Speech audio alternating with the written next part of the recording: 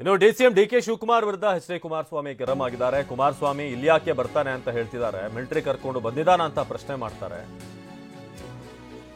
ಇವರೇನು ಮಿಲಿಟರಿ ಕರ್ಸಿದ್ರ ಅಥವಾ ಅಲ್ಲಿಂದ ಏನೋ ವ್ಯವಸ್ಥೆ ಮಾಡಿಸಿದ್ರ ಕೇಂದ್ರದಿಂದ ಅಂತ ಡಿಕೆ ಶಿವಕುಮಾರ್ ಪ್ರಶ್ನೆ ಮಾಡಿದ್ರು. ಅದಕ್ಕೆ ಕುಮಾರಸ್ವಾಮಿ ಮಿಲಿಟರಿ ಕರೆದುಕೊಂಡು ಬಂದಿದ್ದಾನ ಅಂತ ಹೇಳ್ತಿದ್ದಾರೆ. ಮಿಲಿಟರಿ ಬರುವಂತ ಕಾಲ ಬರುತ್ತೆ, ಇವ್ರನ್ನ ಕರ್ಕೊಂಡು ಹೋಗೋಕೆ ಒಂದಿನ ಮಿಲಿಟರಿ ಬರುತ್ತೆ, ಆ ಟೈಮು ಕೂಡ ಬರುತ್ತೆ ಅಂತ, ಇವರ ದರೋಡೆಯನ್ನ ನಿಲ್ಲಿಸೋದಕ್ಕೆ ಮಿಲಿಟರಿ ಕರ್ತನೆ ಅಂದಿರಬೇಕು ಮೋಸ್ಟ್ಲಿ ಅಂತ ಕಾಲೆಳೆದಿದ್ದಾರೆ ಕುಮಾರಸ್ವಾಮಿ.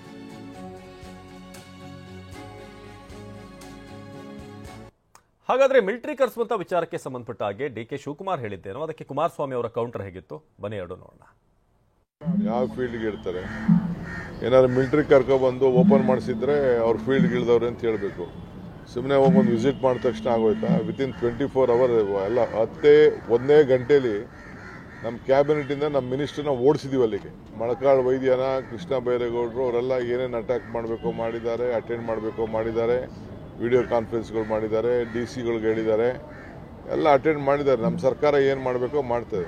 ಇದನ್ನು ಮಿಲಿಟ್ರಿನ ಡೆಪ್ಲಾಯ್ ಮಾಡಿಸಿ ಮಿಲಿಟ್ರಿ ಅವ್ರ ಕೈಲಿ ಕೆಲಸ ಮಾಡಿಸಿದ್ರೆ ಹೇಳ್ಬೋದಾಯಿತು ಕೇಂದ್ರ ಸರ್ಕಾರ ಭಾಳ ನಮಗೆ ಮುತುವರ್ಜಿ ವಹಿಸಿದೆ ಅಂತೇಳಿ. ಸೊ ನಮಗೇನು ಅದರಿಂದ ಏನು ಕಾಣೆ. ವಿಸಿಟ್ ಮಾಡ್ತಾರೆ, ಏನಾದ್ರು ಮಾಡ್ಕೊಳ್ಳಿ, ನಮ್ಗೆ ಯಾಕೆ ಅದಕ್ಕೆ ತಲೆ ಯಾಕೆ ಕೆಡ್ಸ್ಕೋಬೇಕು ನಾವು?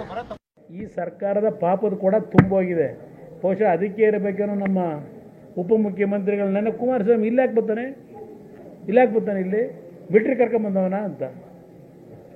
ಮಿಲಿಟ್ರಿನ ಬರೋ ಕಾಲ ಬರುತ್ತಿಲ್ಲಿ ಕರ್ಕೊಂಡು ಹೋಗಿ ಇವ್ರನ್ನ ಒಳ್ಳೊಳ್ಳೆ ಕೆಲಸ ಮಾಡ್ತಾವ್ರಲ್ಲ ಪಾಪ ಅವ್ರು ಯಾಕೆ ಹೇಳಿದ್ರು ಅಂತ ಆಮೇಲೆ ನನಗೆ ಅರ್ಥ ಆಯಿತು. ದರೋಡೆ ನಡೀತಿದೆಯಲ್ಲ ಇಲ್ಲಿ, ಆ ದರೋಡೆ ನಿಲ್ಲಿಸೋಕ್ಕೆ ಮಿಲಿಟ್ರಿ ಅವ್ರನ್ನ ಕರ್ಕೊಂಬನ್ನಿ ಅಂತ ಹೇಳಿರ್ಬೇಕು ನನಗೆ.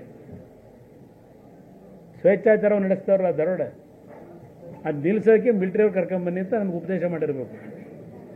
ಅದು ಬರೋ ಕಾಲ ಬಂದರೆ ತರ್ಸೋಣಂತೆ.